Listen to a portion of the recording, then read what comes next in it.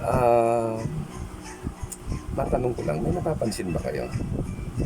Simula umupo ang Marcos administration, walang makakaliwang grupo na nagrarally laban sa kanyang pamahalaan.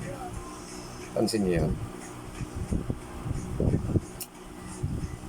Ay, nako. Ang pera ng gobyerno ginagamit sa grabe, si Lisa. Laro ni Lisa yan, Araneta.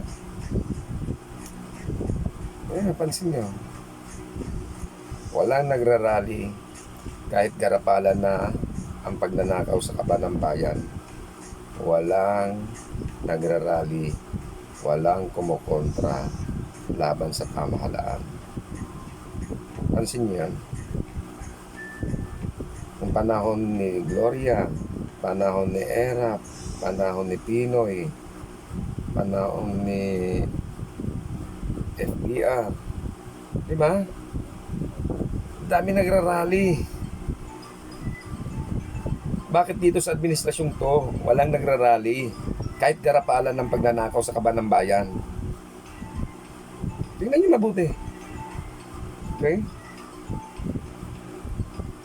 Ako, ang ano ko dyan, opinion ko dyan, nilaro ni Lisa Araneta ang mga makakaliwang grupo.